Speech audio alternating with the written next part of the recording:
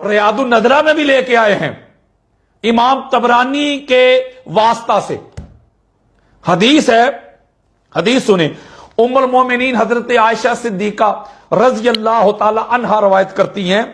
آپ کہتی ہیں کہ ان عائشہ رضی اللہ تعالی عنہا قالت قال رسول اللہ صلی اللہ علیہ وآلہ وسلم وهو فی بیتها لما حضرہ الموت ادعوا لی حبیبی.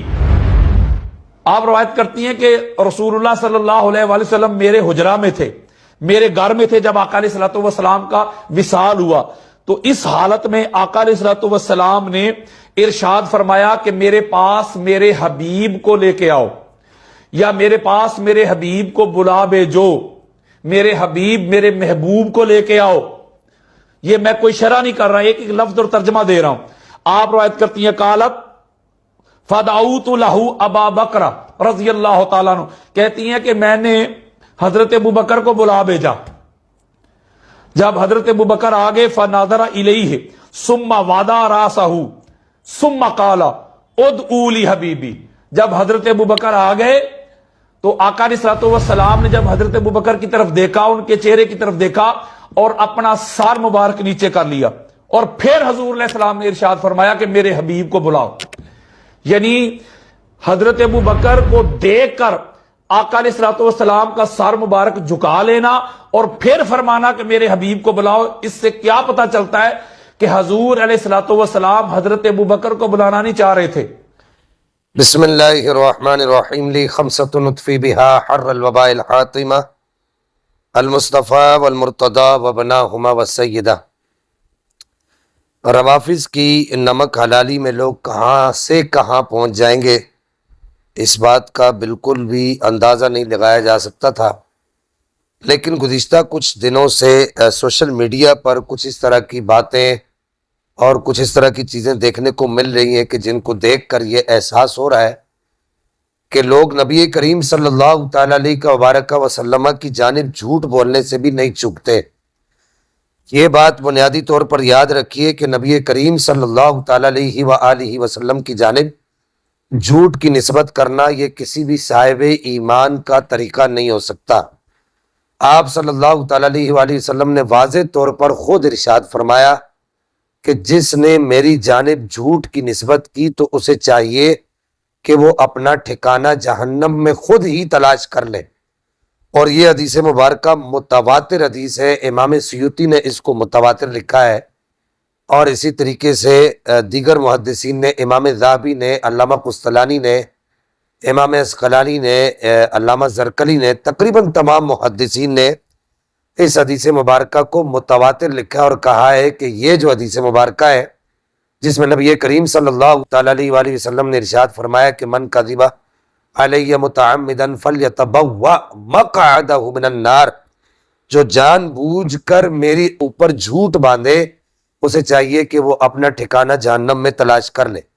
ایک یہ بنیادی نقطہ اور بنیادی مقدمہ ذہن میں رکھیں. دوسرا اس کے بعد اہل بیت اطہار سے محبت ہمارا ایمان ہے, ہمارا جزو ایمان ہے بالعموم, اور بالخصوص جناب حیدر کرار خیبر شکن مولا مرتضیٰ کرم اللہ تعالی وجہ الکریم, جناب علی ابن ابی طالب کرم اللہ تعالی وجہ الکریم کی محبت ہم اپنے ایمان کا جزو لازم سمجھتے ہیں. آپ سے محبت کرنا ہم اہل ایمان کے لیے ضروری سمجھتے ہیں, اور اگر کوئی آپ سے ذرہ برابر بھی نفاق رکھتا ہے ہم ایسے آدمی کے لیے کسی بھی طریقے سے کوئی بھی نرم گوشہ رکھنے کے قائل نہیں ہیں.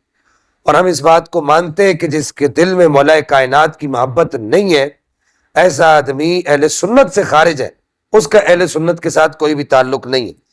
اب یہ دو باتیں بنیادی طور پر بیان کرنے کے بعد یہ میں عرض کر دوں کہ مولا حیدر کرار کرم اللہ تعالی وجہ الکریم کی محبت کا تقاضا یہ نہیں ہے کہ آپ کی محبت سے لبریز ہو کر کوئی ایسی باتوں کو نبی پاک صلی اللہ تعالیٰ علیہ وآلہ وسلم کی جانب منسوب کرے جو نبی کریم صلی اللہ تعالیٰ علیہ وآلہ وسلم نے ارشاد نہیں فرمائی.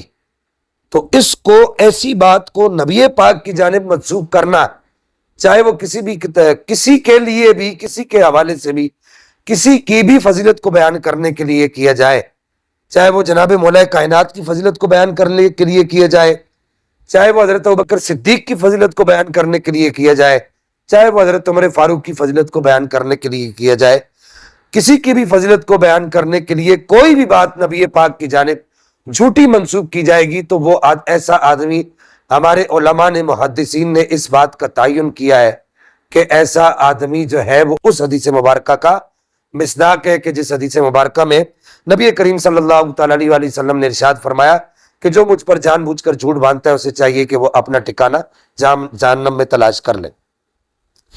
اب جو میں نے بنیادی طور پر بات کی کہ کچھ لوگ جو ہے وہ روافض کی نمک حلالی میں اتنا آگے نکل گئے کہ وہ یہ بھی نہیں دیکھتے کہ یہ نبی پاک کا فرمان ہی نہیں ہے، آپ علیہ الصلوۃ والسلام نے فرمایا ہی نہیں ہے۔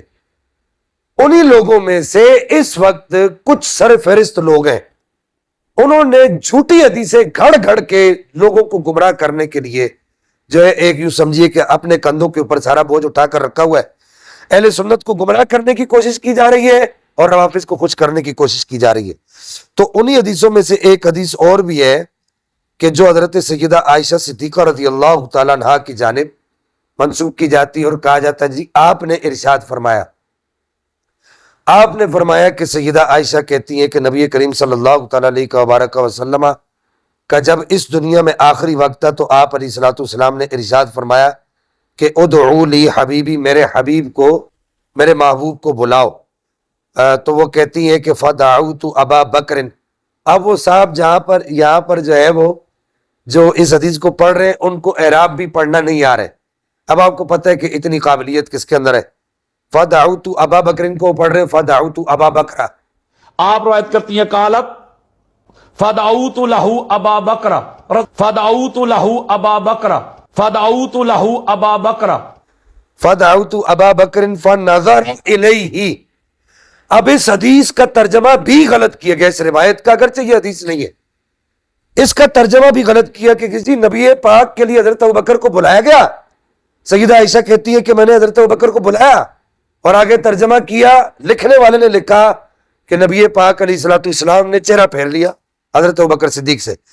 اور وہ صاحب جنہوں نے یہاں پر ترجمہ کیا انہوں نے کہا کہ جی نبی پاک علیہ الصلوۃ والسلام نے اپنا سر انور جو ہے وہ گرا لیا۔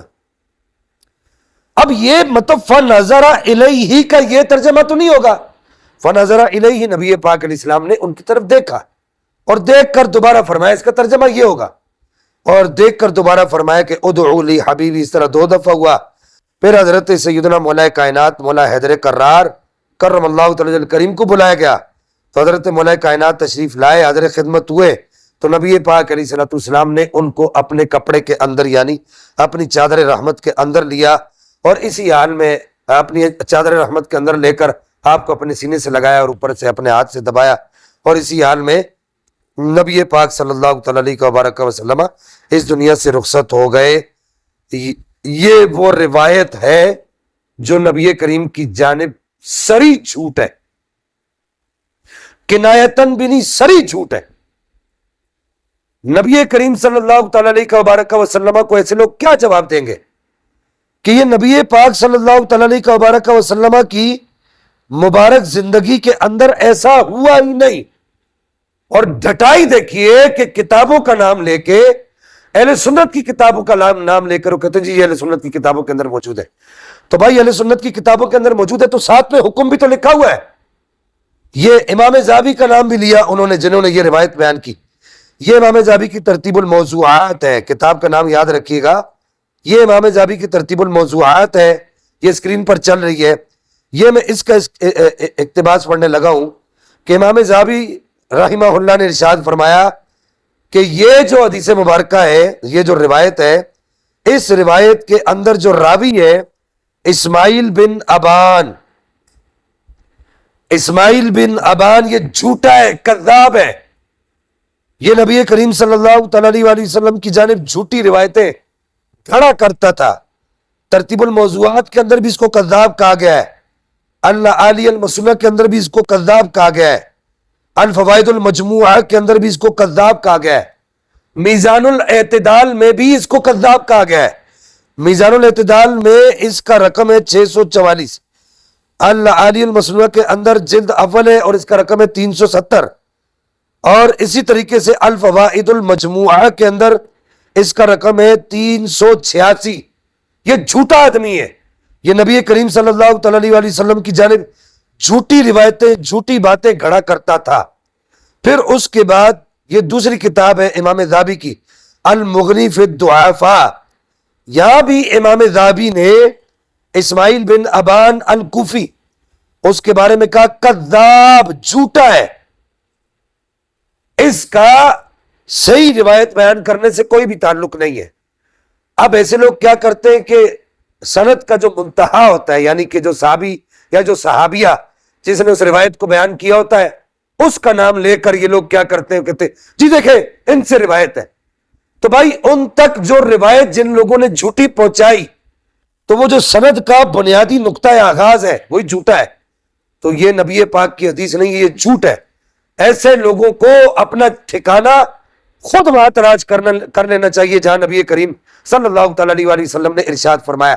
ولہذا میں عوام اہل سنت سے یہ گزارش کروں گا کہ خدارہ کہ سوشل میڈیا پر آنے والی ہر بات پر آنکھیں بند کر کے ان کی بات کو تسلیم کرنے کے لیے آپ لوگ کمر بستہ نہ ہو جایا کیجئے. یہ ایک پوری مہم چلائی گئی ہے کہ روافظ کی باتوں کو اہل سنت کے کھاتے میں ڈالنا اور نبی کریم صلی اللہ تعالی علیہ وسلم کی جانب جھوٹ باندھنا. اور یہ لوگ جو روافظ کی نمک حلالی کر رہے ہیں، یہ بعض اوقات اتنے بڑے بڑے جھوٹ بولتے ہیں کہ خود جو ہے ان لوگوں کو جو روافظ کے جو یوں سمجھی کہ کرتا دھرتا ہے، ان کو خود شرم آ جاتی ہے لیکن ان کو شرم نہیں آتی. لہذا اس روایت کی جو حقیقت تھی وہ میں نے آپ احباب کو بیان کر دی. اللہ جل مجدہ الکریم میرا اور آپ کا حامی ناصر ہے.